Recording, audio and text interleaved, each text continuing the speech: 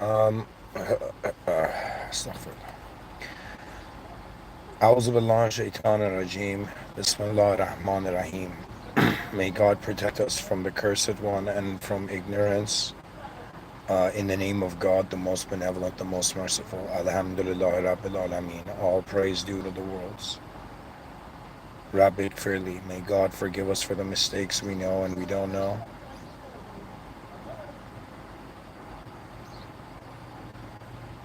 Ihtana Sirat al-Mustaqim. May God guide us to the direct path.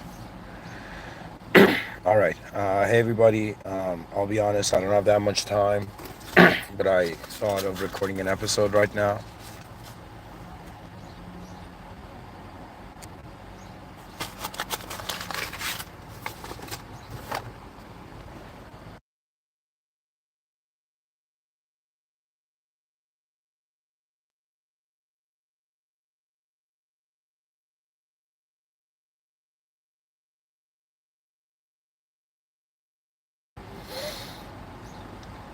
Um, Very quickly, I wanted to talk about, give a kind of, uncommon commentary on happiness. I've pretty much reality for me is how my observations of it are changing, actually.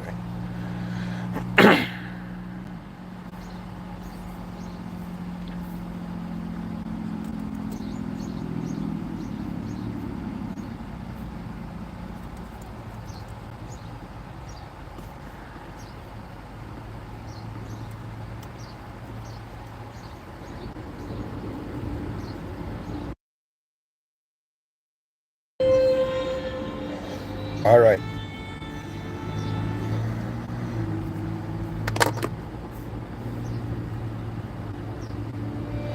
to begin.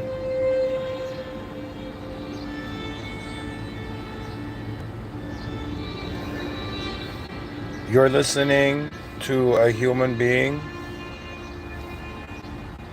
who is not against happiness,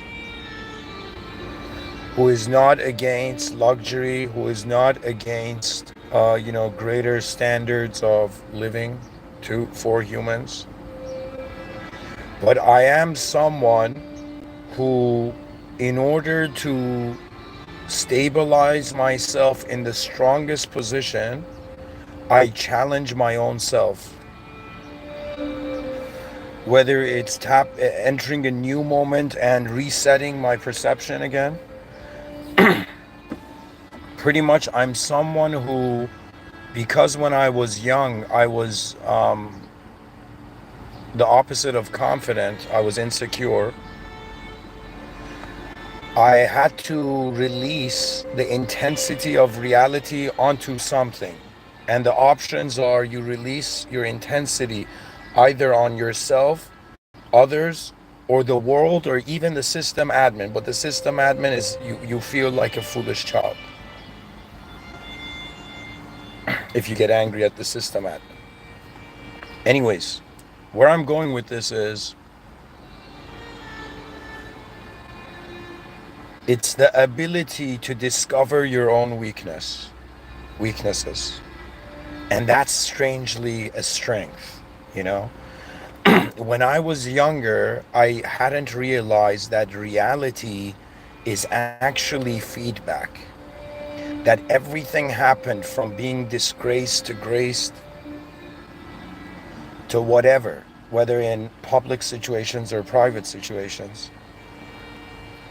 I've come to understand that there is no good and evil intention of others to me because others do not know what I am actually. Same thing with me. For example, if I see you, whether I have good or bad intentions, is it based on the accurate you? Is it based on how you see you, or is it based on how I see you? So this is where we have to come into terms with the world we're living in, and we're living in a hilarious and yet intriguing world. You're living in a world where others don't actually see you, they see themselves through you. When I say the obliviousness of happiness, it's not I'm like trying to attack, the enterprise of, what happiness means to humans. I am not anti-happiness, but I do get kind of like I don't know if it's OCD or what it is, but I do feel uncomfortable if the happiness is eclipsing truth. To me, it's not that I hate simulations, it's that I don't want to say I am bothered by simulations. It's like I'm not at where I need to be when I'm in a simulation. It feels like I'm still not attending the main event.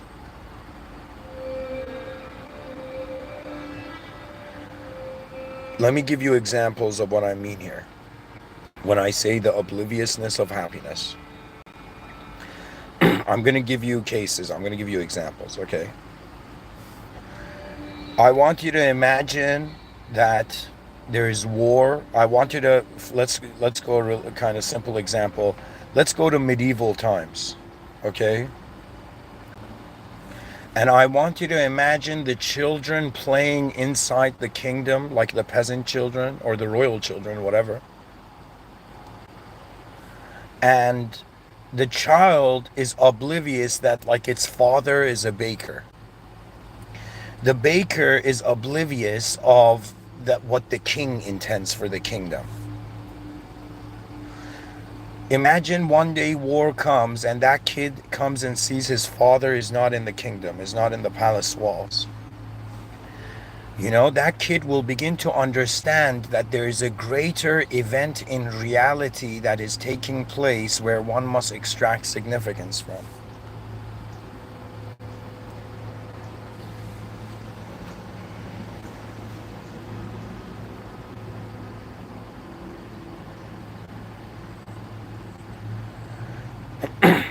Anyways, where I'm going with this is I want you to imagine, I'm just trying to give you scenarios where happiness can in some sense be distracting you from truth, okay? And we human beings, we're here like trying to live a happy life. You ask most people like, how should human beings be living? They're like, happy, healthy, kind, everything going and like working smoothly like clockwork. Yet what kind of creatures are human beings? I don't want to call people liars, but every person I have seen and every person that has seen me, I feel there has never been 100% accurate, transmission of who I am. Do you understand what I'm saying? I'm saying that when you look at the human being, sure, you're conditioned to be like, yeah, we have societies, people talking to one another, progress, knowledge, humanity has come up with libraries and all of this. But when you actually look at human interaction, you don't see it. You don't visibly see this with your eyes, but if you visualized it, it would make sense. I want you to visualize everybody is inside their own bubble. They're inside a sphere. When you see a sad person, their sphere is imagined dark. When you see a happy person, their sphere is like, let's say, bright. Okay? But they're still in a sphere. So this is where you have to ask yourself, is it more important to be happy in a simulation, or is it more important to, in some sense, get to the original event? For me, I'll be honest, I don't want to say this is part of like my maturity as a being, okay? I don't want to claim anything yet. But I had a sort of introversion, that shyness that I can accurately testify to you in my youth, that it was not just the shyness of my peers in my age group. Do you understand? Like, you as a human being, any moment you look to, its value is dependent on what's in it. When you look at young children, they're oblivious to the value that this current moment has. As you go through different ages in this life, the value, your role and responsibility change. But at the same time, you're in a prototype civilization. What does that mean? That means, you know how they say, like, you know what the difference between a sheep and a wolf is? Aside from like the physical attributes, there's one psychological difference between the sheep and the wolf. If danger comes close to the sheep is oblivious. But if danger comes close to the wolf is already alert. That's the difference. You see, from one angle, you have predator prey. From another angle, you have entity with greater awareness than the other entity. Now, guess what? The human intelligence and awareness has globalized, has collectivized. That means, strangely, it's like, let me say it this way. Imagine there's a bunch of human beings on an island, and one of the human beings is like, yo, guys, I'm the wisest, smartest out of all of you. You know? It's Lord of the Flies shit, but imagine instead there's one person who thinks they're special. Do you know what happens when you think you're special? You get trapped.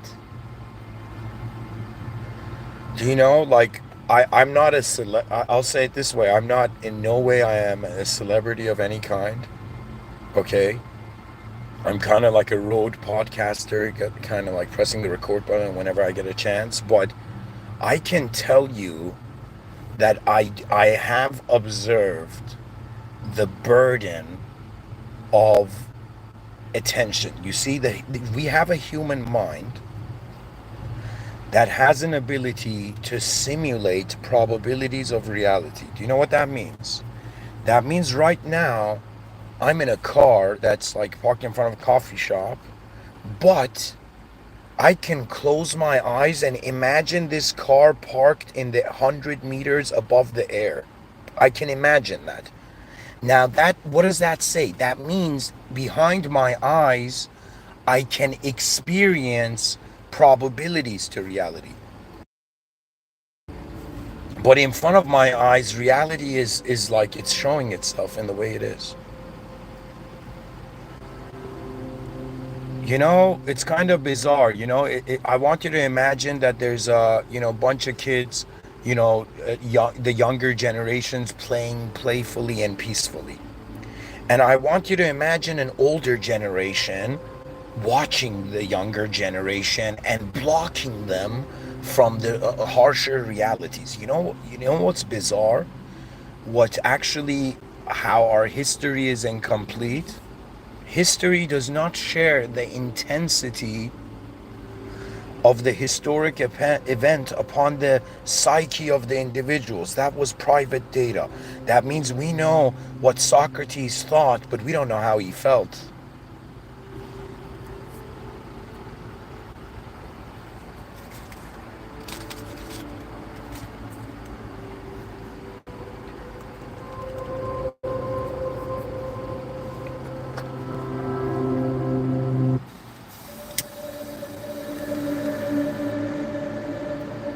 We are looking at the human position. I am making this argument that there is a happiness can be oblivious to the deeper nature of reality, which surpasses the duality of morality.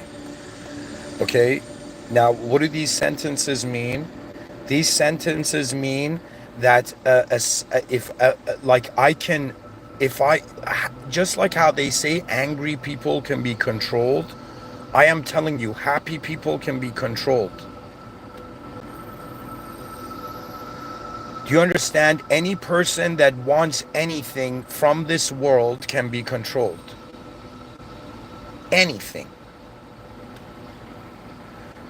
Do you understand? And control, it's a very heavy argument because from a certain context, it's like, how dare you control me? From another context, without control, it's like, how do we drive the vehicle of humanity? And it is the case that I don't see smart and stupid people. To me, you might not believe it, in my heart, I cannot see any human as stupid, even if they do the stupidest shit in front of me. But I cannot see in my heart. You know why? Because if I accept a stupid person, I have accepted the inferiority of my species. I shall accept that you are all geniuses before you are fools. Because it is the game of probability. You don't understand. Reality is something, they don't term it like this, but it needs to be activated. Right now, if you're hearing me give this talk, I am a being that from certain dimensions of my perception, I have been activated. Okay? Also granted, like the life I've endured, but aside from that,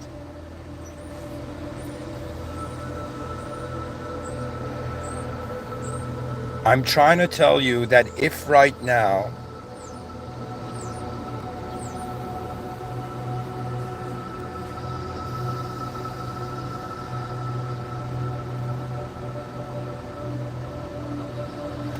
okay, I'll give you an example. Okay? Imagine you see somebody, they have a car, okay? But that person doesn't drive their car and all that they want is apples. Okay, I'm making up an example here. Imagine there's a person obsessed with apples. Okay, I'll give you a medieval example. Imagine there's a farmer, he has a very good horse. This farmer never uses their horse, and all this farmer does is obsessed with eating apples. You as a person realize this farmer could be doing so much more with his horse, but he's just sitting at home eating apples. You as this peasant medieval boy who understands that you can make money with the horse, in some sense, take a basket of apples and you go and rent the horse from the guy for the day. That person could be using the horse and in some sense advancing a dimension of their life, but they are happy with apples. They're happy with apples. And you got to look in your life and you got to be like, what are these apples I'm constantly eating that I'm happy with, right? To be honest, I asked myself, like, you know, what am I drawn to as a being? And I came to a startled discovery. I came into a really startling discovery about human nature. That we are not attracted to that which is equal to us. This blew my mind. This blew my mind in such a way where I was like, WTF? You know? And I don't know, personally as a human being, I mean, this whole project of mine is kind of like, you know, a human being, member of the human species, just reporting back to the species, okay? But this was my analysis, that I am attracted to chaos, yet I am like, my nature chooses to live an ordered life.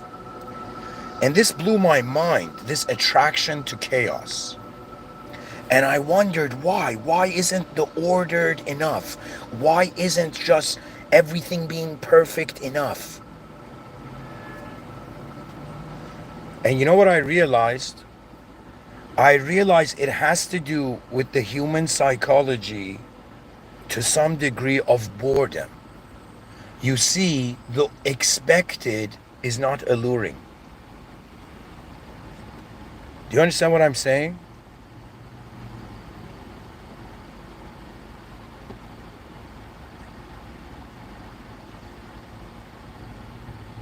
Human beings may be given happiness to chew, but it's a distraction. Somebody once gave a really good definition of happiness. They said happiness is when you just look back and see how far you've come.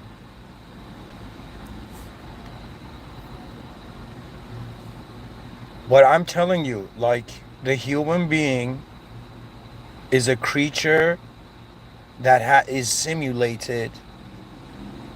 Let's say it has feelings, needs, and desires. Yet it goes towards what it emotionally values over what it logically values. You see, this is the fascinating thing, that it's an issue with expected reason.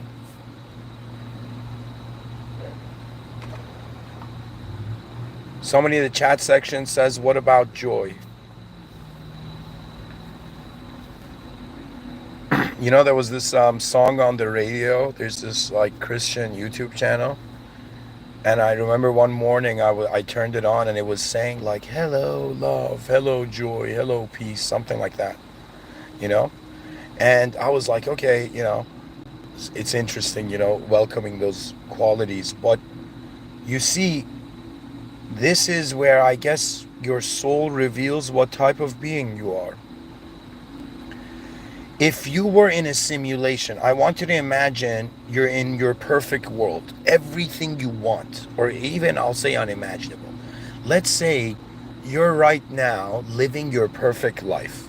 Imagine what that is. Whatever. If it's a mansion, if it's in some sense like massages every day, whatever is your perfect life, okay? I want you to imagine it, and I want you to, for a moment, wonder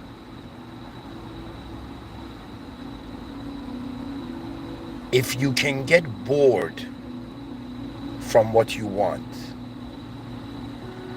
Can you get bored of being too rich? Imagine. I'm saying imagine your perfect life. Can you be bored of being too healthy? Can you be bored of being too nice? Can you be bored? Can you get bored of, in some sense, being too happy? Do you understand there is an obliviousness with happiness that renders you so childlike that you get fascinated with whatever just happens in the moment? Like I'm not trying to devalue, you know, the simplicity and you know, beauty of the innocence of the human being experiencing a moment for the first time, but I want to say, like, hey man, have you ever seen street smart people? I don't know how. I wasn't raised in the streets, but I think when I was young, like my father took me to like these markets in Iran, like bazaars in Iran, and I just had this conclusion that the smartest, like street smart people, are not emotionally deceived.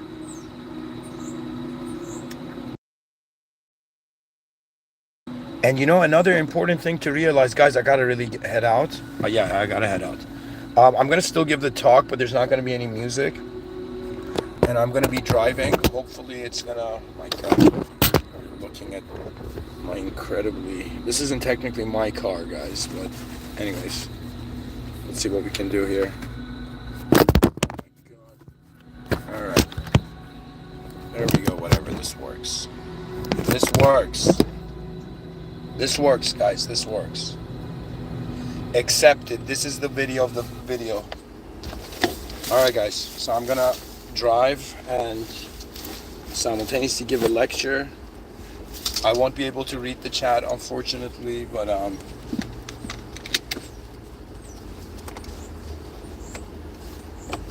feel free to send your questions and whatnot. Anyways, guys, I'm going to still keep going with the talk. You're going to hear like a lot of movement and noises and whatever, and hopefully you can hear me. And I'm going to be super distracted because half my attention is going to be outside of the car. But anyways, you're going to hear it. It's turned into a driving episode, okay? So anyways, getting to the point here.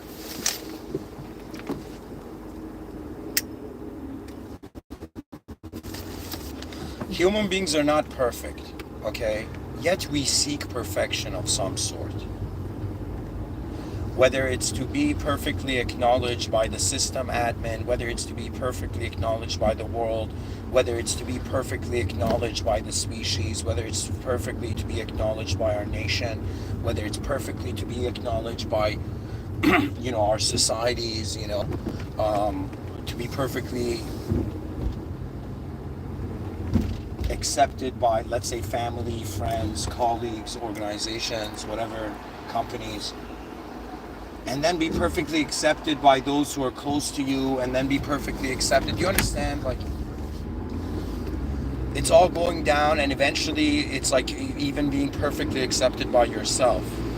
I do understand that with life comes a level of maturity, that this maturity suddenly stops kind of getting as overwhelmed as it was with how things used to be a big deal. I think people know what I'm talking about when I'm saying this.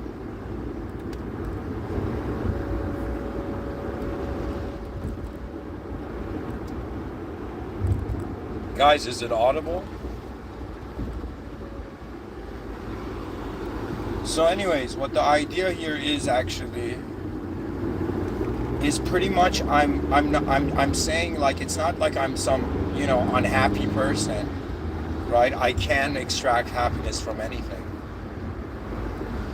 but it's a matter of distraction. Okay, if someone's been working for a happiness and they suddenly reach that happiness, I will slow hand clap for them. But if the happiness denies progress, then it's kind of like, how happy is the person really if the context is not evolving, right? So there's a macro context and there's a micro concept. The human is the micro concept, and the species and the world and everything is the macro context. And for me, I think, I don't know if it's I wouldn't say it's a sin. Like, it feels to me to be oblivious, to be unnecessary. Yeah. That means it's like putting you in a box. Imagine I take a box and I don't know, put like, I don't know, I make the inside of it look so appealing that you never have to wonder about the outside. That's just my concern for what happiness of the ego can be, because it came to my attention that in the Holy Quran, for example, Allah subhanahu wa ta'ala, the system admin, mentions that if everybody stopped sinning, civilization would be wiped out by God, so a new era of sinners come. And I was like, what? This blew my mind. But it made sense to me, because the point of it is not to stop sinning. I mean, that is like a major point, but I'm saying the main point is for you to realize that you are imperfect without the system admin. That means, who are you seeking your sense of completion from? Now, this is a very sophisticated idea, because there's the more angles there is to something, the more possibilities of ways of it being there is. Like, how do I say it?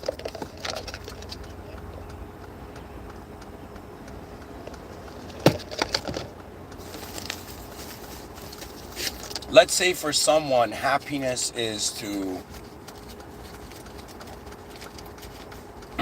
I don't know, eat ice cream. Now, if the person says, okay, logically human beings are born to be happy, so I want to be happy all the time, so I'm going to eat ice cream all the time, because that's how I define my happiness. Guess what? Too much of happiness in one thing brings unhappiness in other things. And going back to the point in the Holy Quran, that it's kind of like the angels looked at the system admin and they're like, you've created us. Angels are like perfect beings that in some sense don't make mistakes. And there's this unfortunately, this bias, this misunderstanding. I had this misunderstanding myself, that people think that Shaitan, the devil, was an angel. The devil was not an angel according to Islam. According to Islam, the devil was a jinn, but it was a very pious jinn. Okay? That means angels are made of light, human beings are made of clay, and in some sense, demons, jinn kind, is made of a smokeless flame. Okay? So it's a suggestion to the constitution of a being, because an angel by design, according to how man has an understanding of theology, is God's will. They cannot do anything against what God wants. Okay? That means they're the perfect expression of a being following God's command way better than priests. Okay? Do you understand what I'm saying? That means it's like, do you understand? Priests pray for angels to guide them. That's how superior angels are. But to be honest, everybody should be praying directly to the system admin. That means you call the owner of the system rather than somebody just, being a manager of part of the system. You see, reality, think of it this way. Important decisions in life are based on real events, based on real situations. Now, the reality of the situation tends to be very different than how they explain the situation. Let me say it this way. Language has limits. And this life is strange. If you want something too much, you feel you don't deserve it. I don't know why it's like this. Okay? Like, the human mind is so powerful that it's like man has to tame his own mind before taming his surroundings, And the most important thing that a human being can realize on earth is that it's a limited entity. You ask people, are you studying knowledge? The dude's like, yo man, I want to become limitless. I want to become like that character in that movie who ate that pill and understood everything and lived a better life. You'd be like, okay, the person wants knowledge to become limitless, but what if you understood the highest point of knowledge in this system is realizing you are not that point? Wouldn't that be the ultimate revelation? You know what it is? It's bizarre. Sometimes I think of myself like if I'm even like I might not make sense. It might not make sense for me to, from one angle, have like a family and like have children and kids. And let me tell you why. Because the family unit isn't the central value system. That means, think of it this way. Think of it this way, that there's a higher being here, the system admin. And I, as a human being, procreate and I have a child. And that child comes up to me and says, what's the most important thing here? I could be like most parents and be like, your parents, son. Your parents are the most important thing. I could be like that, traditional and old school. But I would probably say, like, think of it this way. I want you to think that every human being, but I'm just going to, just for the sake of example, say myself, okay, just so I talk about it in a way. Imagine that, okay, let me say it this way. Imagine there's a person, in Islamic term is called Wali, W-A-L-I, which means a friend of God. A friend of God. The Holy Quran talks about that. There's some beings who are like the friend of God, okay? This doesn't mean like friend, like with your, like how you're friends with your buddies. This means that the system admin has chosen to show itself to them.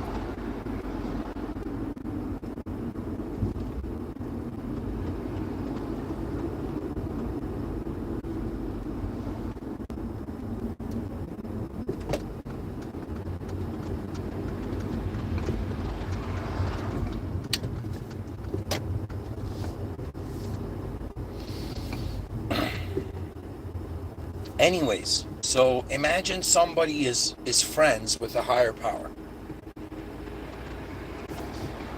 This is a very bizarre way of speaking about this, guys. It's like not a correct way of speaking about it, but I'm trying to prove a point here. You would introduce that higher power. You would introduce that higher power to your child. You wouldn't say that you are the higher power or the world is the higher power. See, the main point of religion, Islam, is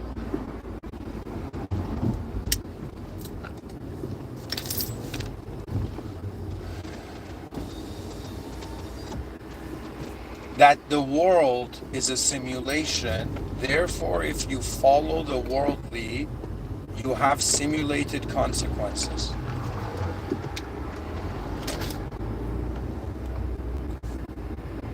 Do you understand? You're pretty much like sight in a room, and then this sight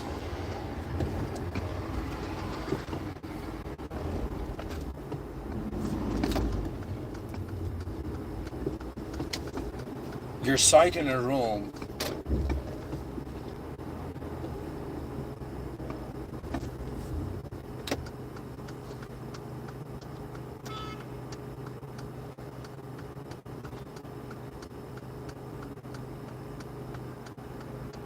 you're here to notice what's original and what's fake. But you can't notice it because you're not the original being. But since you're being a simulated being, you're being fake, you can notice the fake. You know? It's kind of like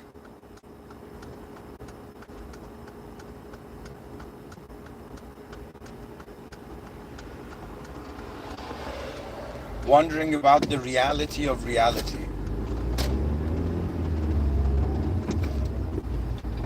Wondering how real what you think is real is, right?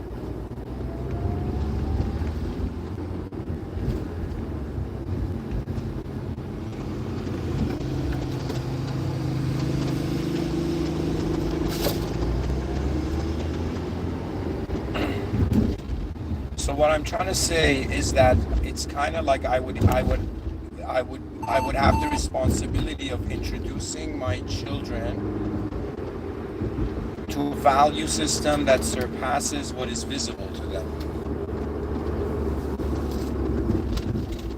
You know, I think all human beings, I think for men it's like their fathers, for women it could be their mothers, right? That human beings wonder, just let me just take it aside from that. It's just human beings, they wonder about how those before them walked on this earth. This has been one of those questions that's honestly educated me. Wanting to know how others have looked at this moment before I was here, wanting to know how others are looking at it now, okay, and then wondering about, okay, how will people look at it in the future? And I do firmly believe that a person has to, what's the term? You have to put an effort, how do I say it, like even according to neurology,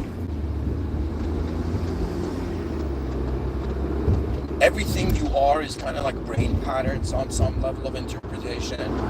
They're neural pathways, and the brain is used to repeating safe strategies. So the mind has to choose to do things that are new. For example, I'll give you an example. I tried this, and I'm trying more and more of this. But it's kind of like doing the unexpected in every situation. It would be like if somebody says hi to you, you just say bye to them, but you don't leave. You know?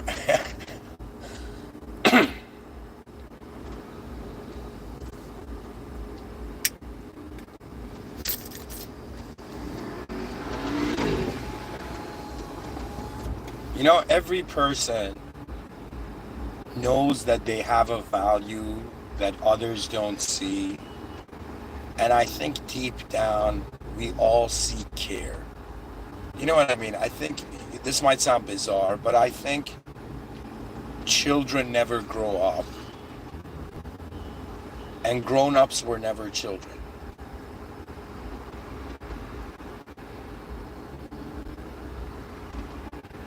Because it's all about your tolerance for your existence. What have you accepted? What are the boundaries? What are the ethics? What are the consequences? For example, for me, when I find myself in any situation, I'm like, it's like an information report. You know, like a huge reason for shyness and laziness shyness and introversion could be even laziness to process information. But one has to. Do you understand? Like, that's the thing about life. One thing that a person, like, you could be a person on this planet without, like, let's say your finance is not doing very well, but you are in abundance of info. You are in abundance of, like, imagine if somebody was like, imagine there's an extraterrestrial in some part of, like, the cosmos that's like, I wish I could do, I could watch, like, just like National Geographic humans on Earth, right? And that extraterrestrial has no way of getting here, imagine, right? And we, right now, are living in a civilization where if you were a researcher of human behavior, you're at the core of it. So to me, I'm like, my God, I have opened my eyes into this giant research project where not only do human beings have the capacity to do stuff randomly, but it's kind of like you gotta become acquainted with the organizational patterns before that are present there. You see, it's kind of like my grandfather, may God bless him, may he rest in peace and be guided by the Creator and blessed by the Creator, Allah subhanahu wa ta'ala. I would say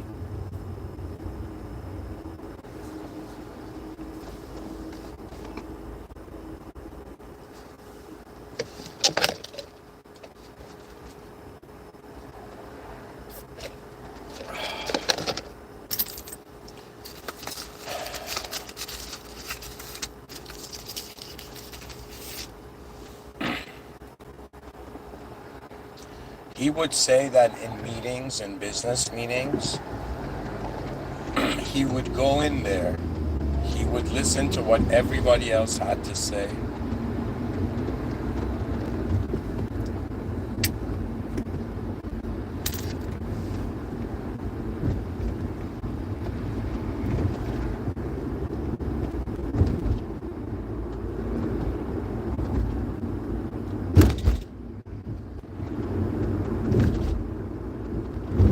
And then he would understand all angles, and then he would, like, say his say, updated in accordance to all the new information he's got. For me, life is like the first chess move has been made. The play was like biological existence, like human existence. Now the next move by the other side, it's kind of like world was here, now I'm here, now the world needs to make a move, then I need to make a move, and it's just endlessly goes on.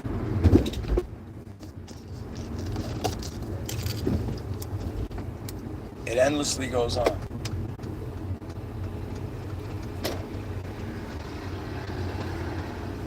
Technically, I can dismantle the idea of age, because you cannot give an age to the psyche, okay? Because it's a simulated act. We are simulating it in accordance to what we're acquainted with. That means I want you to imagine in a parallel universe Children are born strict, depressed, with high responsibility, and adults are like goofy children. Imagine the world was like that. And after the age of 65, you became like a child. I'm not saying Benjamin Button style. I'm just saying, you understand? Like after some age, you became a child, right? I'm pretty much telling you, you would have a completely different view. Do you understand? Like imagine we had defined being an adult as being cruel. Do you know? Then children would start being cruel thinking they're mature. How stupid would that be?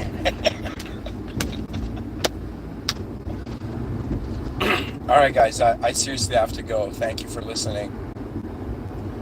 Bismillah ar-Rahman ar-Rahim. In the name of God, the most benevolent, the most merciful. Alhamdulillah Rabbil Alameen. All praise due to the Lord of the worlds. Rabbi Firli. May God forgive us for the mistakes that we're conscious of and unconscious of. May God guide us to the direct path. May the system admin advance the species to its greatest